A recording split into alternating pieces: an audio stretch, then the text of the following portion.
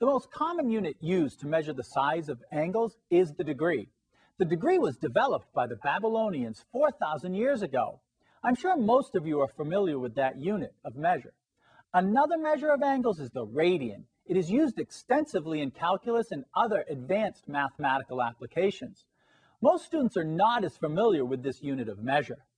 Hello, my name is Tom Atwater, and in this section we will explore both these methods for measuring angles. Then we will solve some very interesting applications using what we have learned about the angle measure.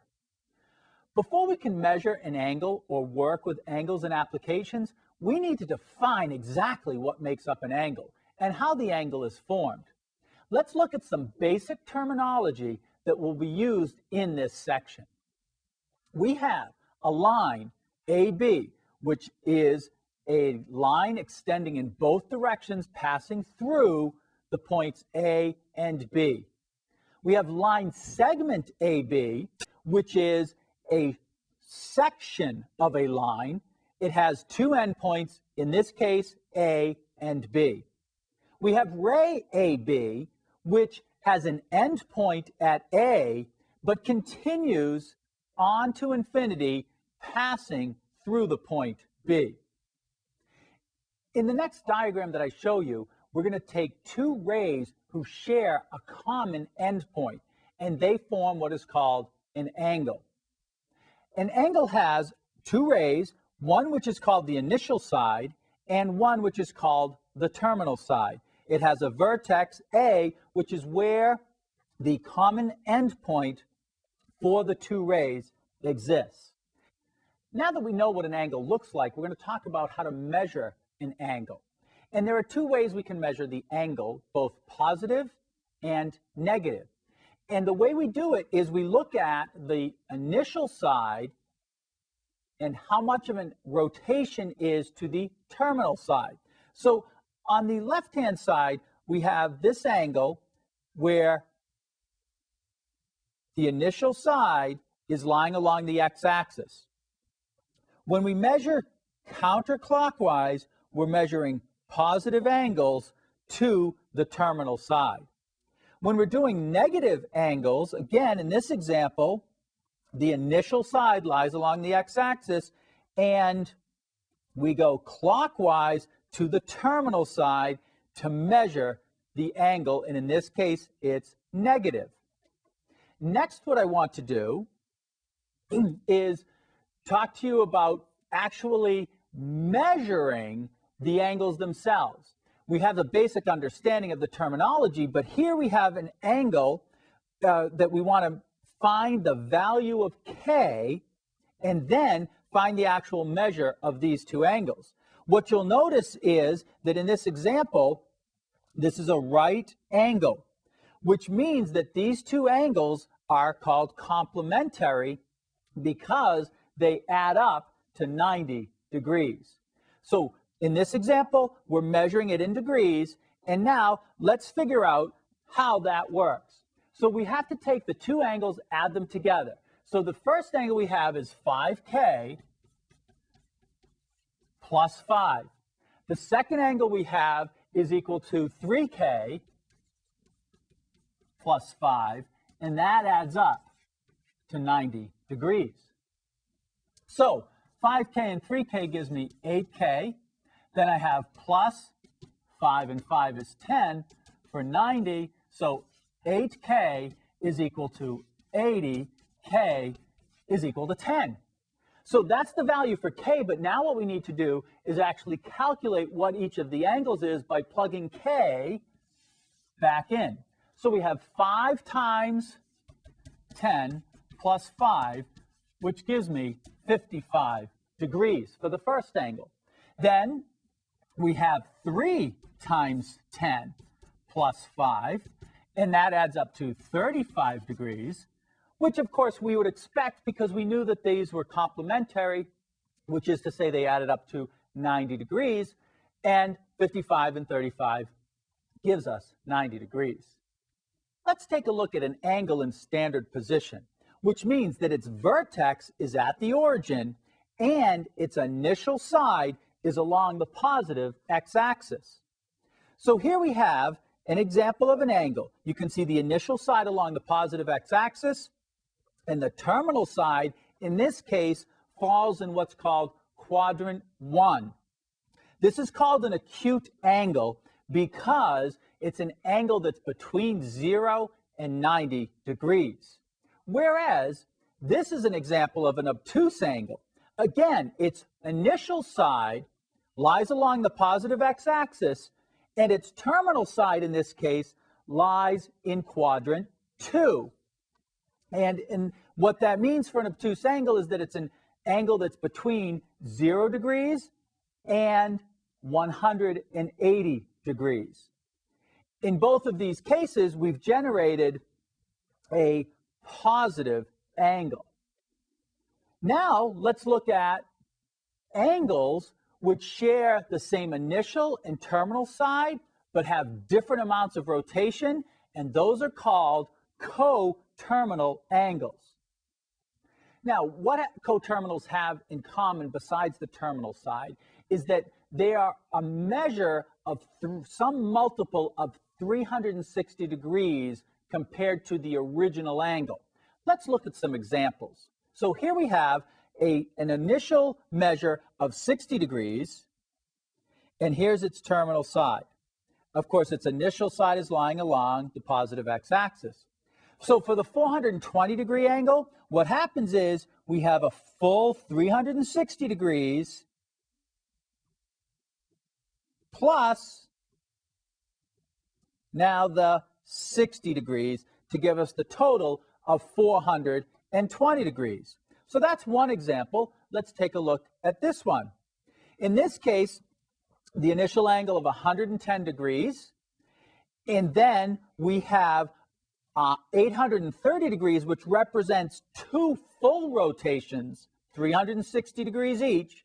So two full rotations of 720 plus the 110 to give us the total of 830. And one more example. Here we have an initial angle of negative 75 degrees, which again starts on the positive x-axis, goes in the clockwise direction, and here's its terminal side. Well, if we go for a positive angle, notice that we would go around 285 degrees, and that would give us the same coterminal angle. And what you'll notice is negative 75 plus 360 degrees is going to equal our 285 degrees. All right, now what I'd like to do with you is to find some measures of coterminal angles. So here's an example. Find the angle of the smallest positive measure that is coterminal with negative 40 degrees. Since the angle is negative, we will add a multiple of positive 360 degrees, and we will obtain an angle that is a result greater than 0, but still less than 60. So we take 360 plus the negative 40.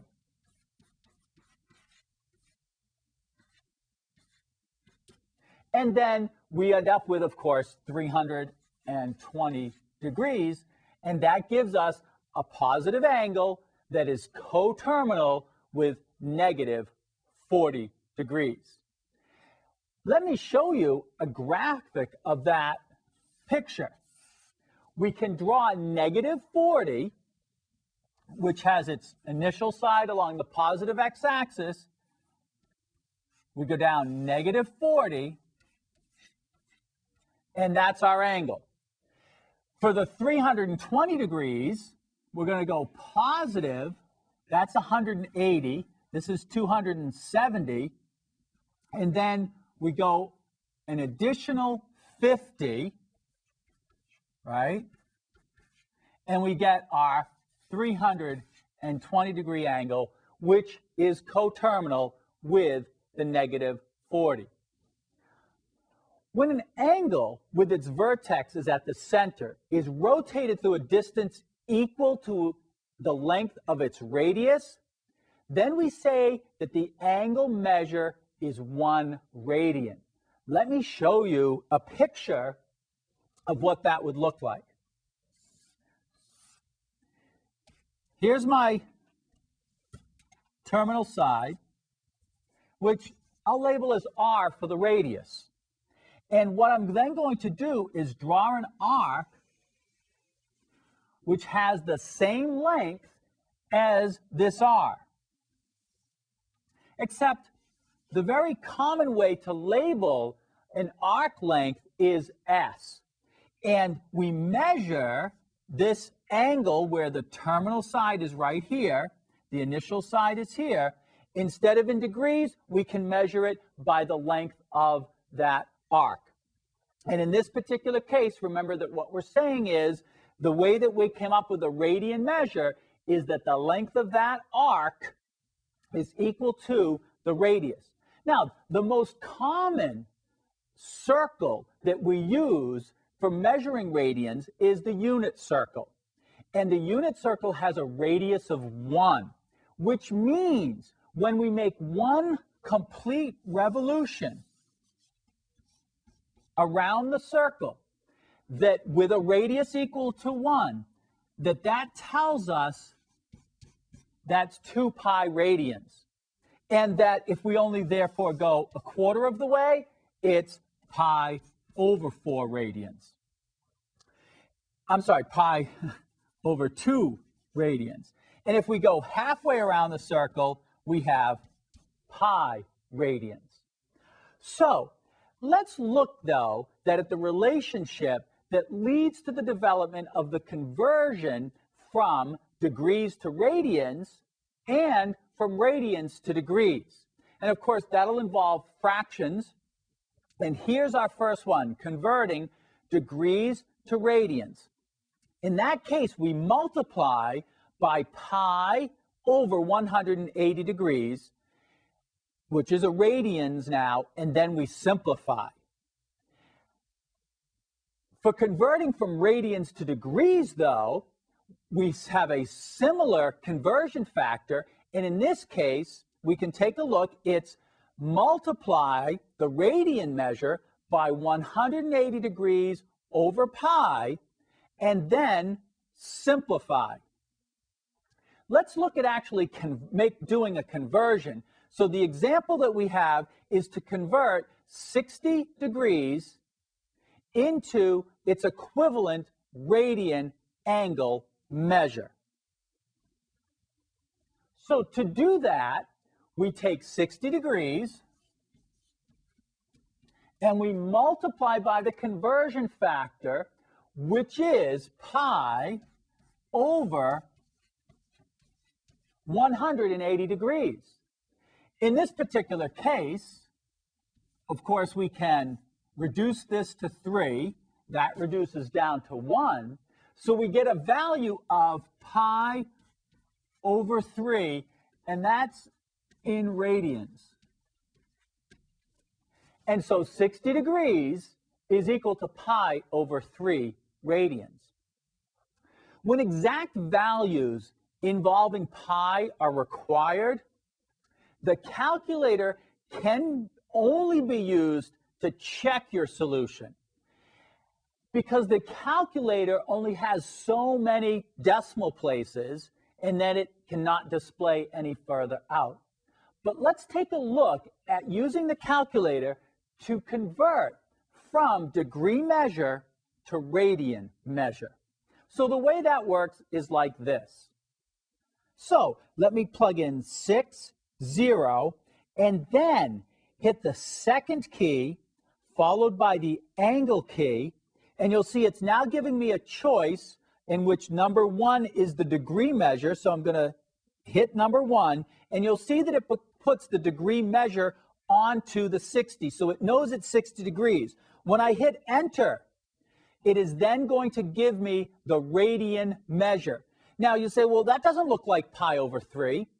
Well, that's okay. What I'm going to do now is let's use the calculator and actually plug in pi divided by 3 and see what real number that gives us on the calculator display. And if it matches, which we expect it to, then we'll know that the 60 degrees changed to pi over 3 is then equal to that decimal value of 1.04, etc. So let's do that. Let me plug in pi over 3. So this time I hit second and then pi divided by 3 and enter, and you'll see that they in fact match one another. All right, the next thing we're going to discuss is finding arc length, and that'll lead to solutions of all types for very interesting application problems. First, we will define arc length and then use the definition to solve application problems. The length S of the arc intercepted on a circle of radius r by a central angle of measure theta radians is given by the product of the radius and the radian measure of the angle.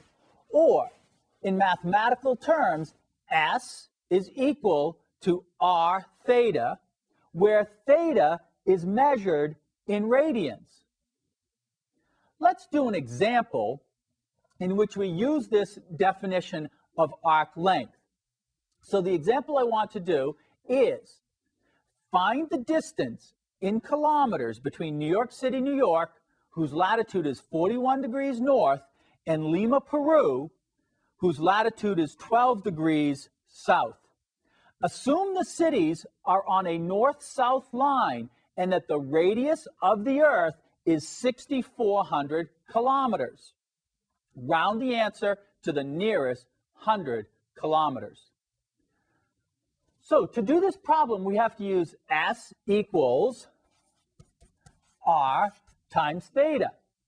And now if we look at the New York City, New York, which I'll label right here, compared to Lima, which I'll put down here, what we're told is that New York is 41 degrees north and Lima is 12 degrees south. So if I put the equator here, then I know that this is 41 degrees. And I know that this is 12 degrees. And so the total degree measure from here to here is simply adding those two to get 53 degrees. Now, I've drawn that as a straight line, but what we need to remember, of course, is that's on the curvature of the Earth. So now I'm going to take a side view of what this would look like. In other words, we actually are measuring a curvature in which this is 53 degrees. This would be New York. This would be Lima. And we know that the radius of the Earth is 6,400 kilometers. So therefore, I take my equation, arc length is equal to radius, which is 6,400, times, well, we want to do 53 degrees, but of course, we need to convert that by multiplying times pi over 180 degrees. And that converts it to radian, which of course is a measure in real number format. So we multiply the 6,400 times the 53 times pi over 180, and that'll give us the arc length. S is equal to approximately 5,900 kilometers. All right. Now that you've seen how to solve an application problem using angle measures, I'd like to give you an opportunity to solve a problem on your own. Find the distance in kilometers between Madison, South Dakota, whose latitude is 44 degrees north, and Dallas, Texas, whose latitude is 33 degrees north. Assume the cities are on a north-south line and the radius of the Earth is 6,400 kilometers. Round the answer to the nearest 100 kilometers. Pause the video while you work on your solution, and when you're finished, restart the video to check your answer.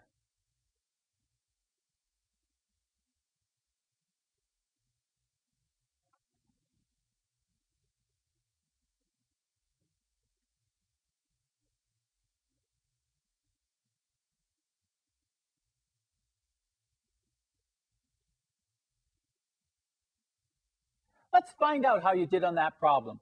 What we have is a similar situation where we have the radius of the Earth in curvature along, and we want to find Madison down to Dallas. And we know Madison is up at 44 degrees and Dallas is at 33 degrees. So what that tells us is that the measure inside is 44 minus 33, or in other words, 11 degrees. We know the radius of the Earth is 6,400 kilometers. We use the formula S equals R times theta. So S equals R, 6,400 kilometers. Theta is 11 degrees, but we've got to convert that by multiplying by pi over 180 degrees. When we multiply all of that out on the calculator, and then remember, round off to the nearest 100 kilometers, you find that S is equal to 1,200 kilometers. So the length of the arc from Madison to Dallas along the face of the Earth is equal to 1,200 kilometers. Phew, that was a lot of work. Good job today. So in this section, we covered a lot of material, and the only way to gain confidence with the problems presented in this section is through practice. So work all the exercises that your teacher assigns and have fun using the techniques presented here in solving problems, and we'll see you next time.